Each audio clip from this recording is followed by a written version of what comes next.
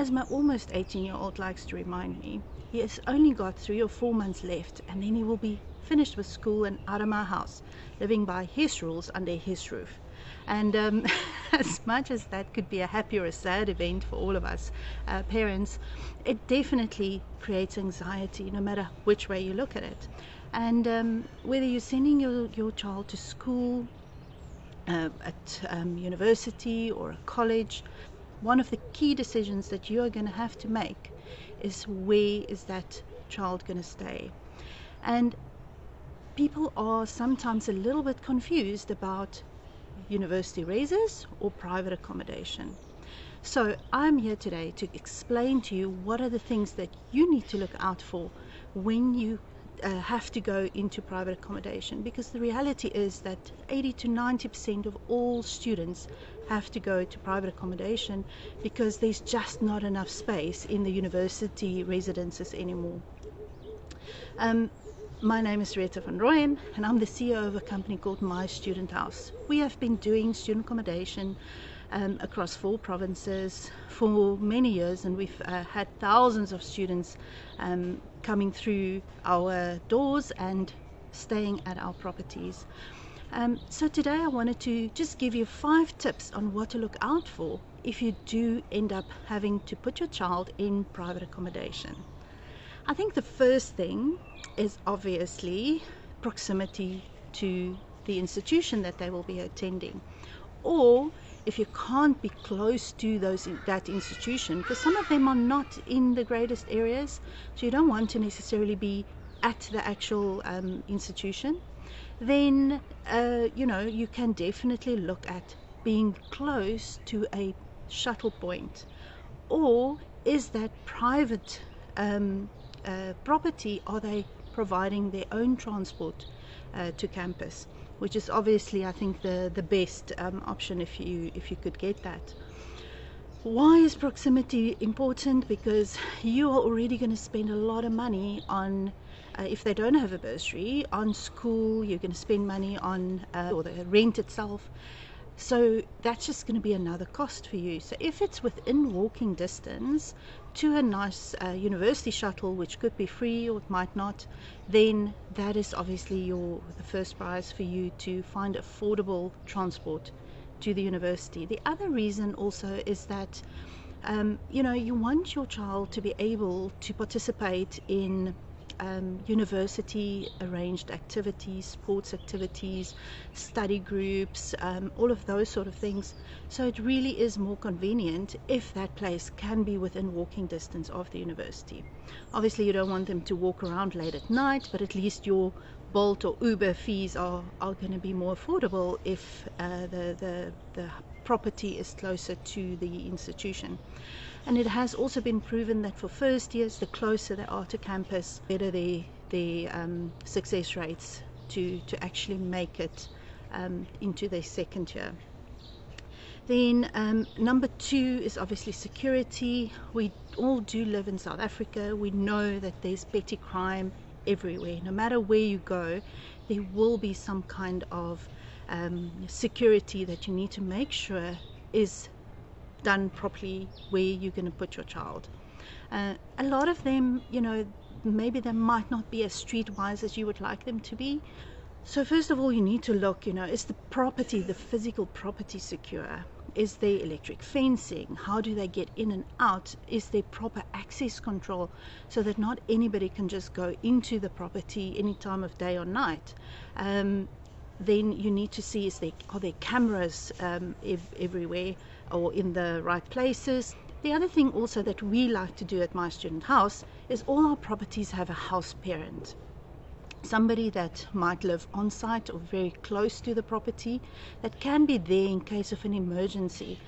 Things happen, somebody might get sick, you might have to call the police or security company or whatever, and then it's very, very good for a responsible adult to be in the area to make sure, or at the property to make sure that that situation gets handled in the correct way.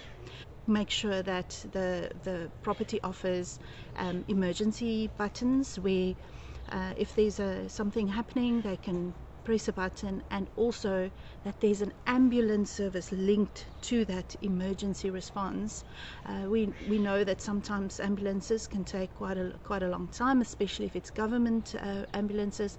So when there's an ambulance response linked to that armed response, you can make sure that your child will get to hospital in good time. And I cannot tell you how many of those we've had. We have at least 4 or 5 instances of that in every province every year. So very, very important to have that in place as well. And then of course you want to make sure that your child has their own personal protection with them. So definitely a pepper spray or a taser or something like that will definitely help. My student house as well, we integrate and we collaborate with the security, the neighborhood watchers, police comes to our properties, and they give our students training. Number 3, rules. Yes, sorry, I had to tell my son that wherever you're going, you can have rules. It's just someone else's rules, not your mother's rules anymore. So very important, you have to find a place that can give you clear and concise rules. Why are rules important? It's important because a lot of the students are there to party, a lot of them are there to study, which is what obviously we hope our kids would do, only study, no party. But and we have to make sure that during exam times especially, that there's quiet hours always. If something happens, if somebody transgress, if they bring friends into the property that causes problems, there has to be consequences for that, so that everybody can live together in a respectful and considerate manner. So very, very important that there are rules in place. Now, consequences. You can also look at the consequences, because a lot of times what you'll see is that a consequence is normally a fine. So 1,000 rand fine, 500 rand fine, 50 rand fine, whatever it may be. Chances are that fine is just going to go back to you as the parent again, isn't it? So what we do at my student house is that we don't do fines. No, you're not going to get off that easy. I'm not punishing your parent. It is you that did transgress the rules. So we do community service. So they have to, for everything that they might have broken, every rule, they have to go and do some kind of community service. So it could be volunteering, doing beach pickups, beach trash pickups in Cape Town, or it could be neighborhood cleanups, things that just makes them a little bit uncomfortable and take them out of their happy spot of just chilling and doing whatever they do. And they can see that there are still consequences, but at the same time it's also creating other opportunities for them. Then the 4th thing is around your social programs and interactions. At private accommodation, there's usually nothing being offered, all right? So you will see that at campus they will have sports events that they can be part of. They will have I remember when I was at university, we had those male-female reses that used to do things together and so on. And if you do find it, it's usually in very expensive upmarket type of areas or accommodation that's usually 7,000, 8,000, 9,000 rands a month for your child.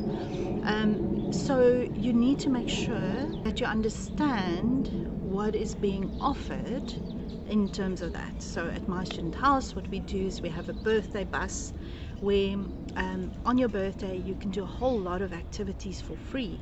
So we have a birthday bus where we'll come and pick you up and we'll take you to those activities that you can then go and do for free. And these are things that they won't necessarily always think of doing by themselves, and the guys always have a ball. Then you can always we have sports tournaments. So we have a soccer tournament that we run every year, where all the different properties that we manage or own, that they get together and each house has their own soccer team or netball team or whatever sport it is that they want to have a tournament on, and then we'll do that.